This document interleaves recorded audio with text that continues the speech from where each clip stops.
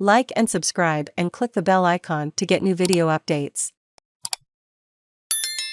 Cannabis reform not as likely as some voters may hope. May 24, 2022, 2:05 p.m. Save login, register or subscribe to save articles for later.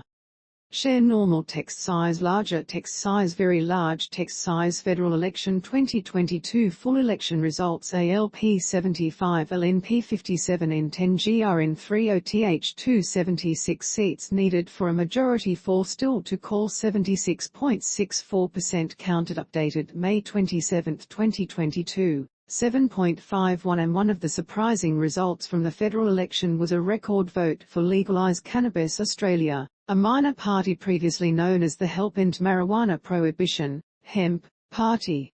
The party received 2 to 7% of the Senate vote in most states and territories, narrowly missing out on a Senate seat in Queensland. Support for the legalisation of cannabis has risen dramatically over the last few decades. Credit Rowan Thompson. This follows a notable result in the 2021 Western Australian state election, where it picked up 2 seats in the Legislative Council. Does the success of this single-issue minor party mean Australians are finally ready to legalise it? In 2019, for the first time in the survey's history, the National Drug Household Survey found more Australians support the legalisation of cannabis, 41.1%, than oppose it, 37%. Support for the legalisation of cannabis has risen dramatically over the last few decades. In 2007, only 21.2% of Australians supported legalisation. This jumped to 24.8% in 2020, then to 26% in 2013. It was 35.4% in 2016. By 2019, 41.1% of those surveyed supported legalisation. Only 22% of Australians surveyed in 2019 felt cannabis possession and use should be a criminal offence, compared to 34% in 2010. Support for cannabis legalisation likely comes from observing the legalisation of recreational cannabis in countries across the globe. Examples include Uruguay, Malta, Mexico, South Africa, Canada and a number of states in the United States. Interestingly, very few Australians indicate they would use cannabis if it were legalised. Over 78% of respondents to the 2019 survey said that they would not use cannabis even if it was legal. Only 9.5% said they would try it, and 9.2% say they would use it about as often as they do now. But asking voters if they support a policy proposal in the abstract might not tell us much about how much they'd support it once it becomes a hot-button political issue. We saw this play out in the 2020 New Zealand cannabis referendum. There, 51% of voters rejected the legalisation of cannabis, despite early opinion polling in 2020 indicating strong support.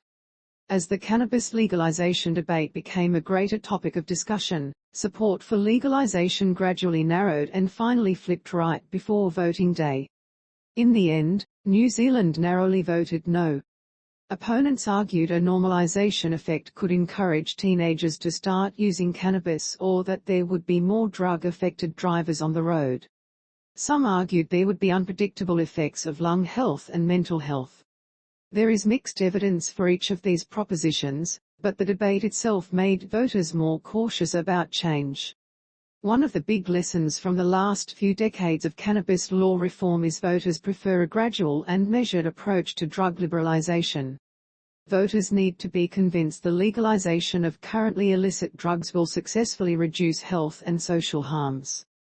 One of the big lessons from the last few decades of cannabis law reform is voters prefer a gradual approach to drug liberalisation.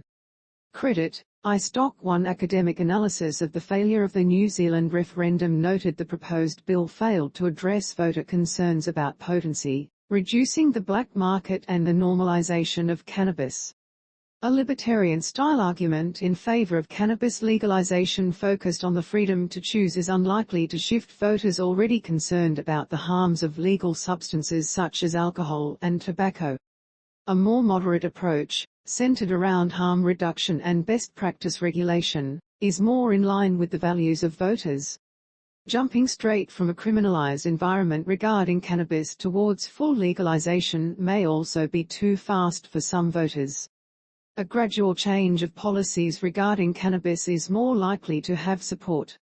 For example, states that adopt medicinal cannabis policies, as Australia has done, tend to move faster towards recreational cannabis legalization than other jurisdictions.